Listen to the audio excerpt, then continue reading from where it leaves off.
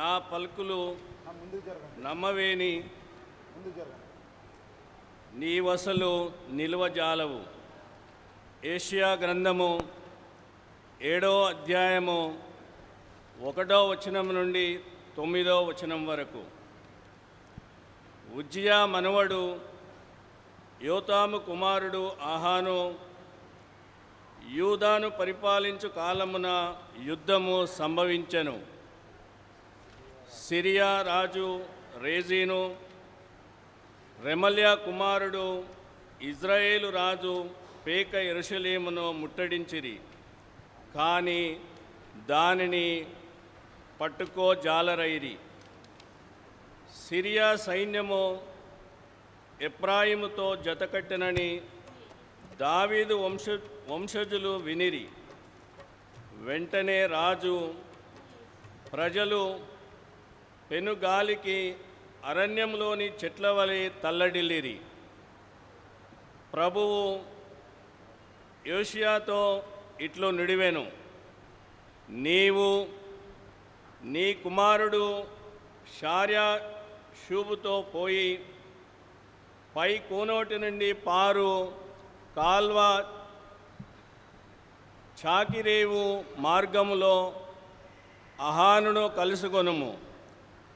అతనితో ఇట్లు చెప్పెను, నీవు జాగ్రత్తగా నుండుము, భయపడకుము, నెమ్మదిగా నుండుము, నిరుత్సాహము చెందకుము.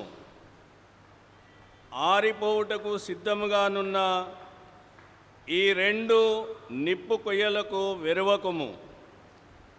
రేజీను, సిరియాయనులు మరియు రెమల్యా కుమారుడికి కోపాగ్నికి జడియకుము.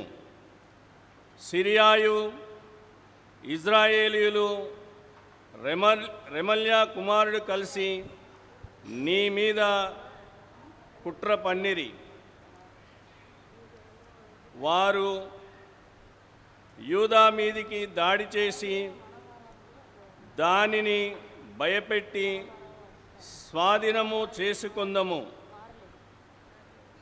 టాబేలు కుమారుని దానికి రాజును చేయుదమనుకొనిరి.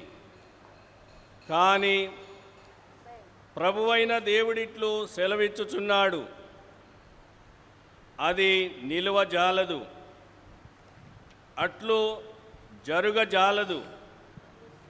సిరియా రాజధాని దమస్కు, రేజీను దమస్కుకు అధిపతి. 65 ఏండ్లలో ఇజ్రాయేలు ముక్కలు చెక్కలుగాక అచ్చట ప్రజలు ఒక జాతిగా మనజాలరు. ఇజ్రాయేలు రాజధాని సమరియా, రెమల్యా కుమారుడు సమరియాకు అధిపతి. నా పలుకులు నమ్మవేని నీ వసలు నిలువజాలవు. ఇది ప్రభు వాక్కు. సర్వేశ్వనికి వందనములు.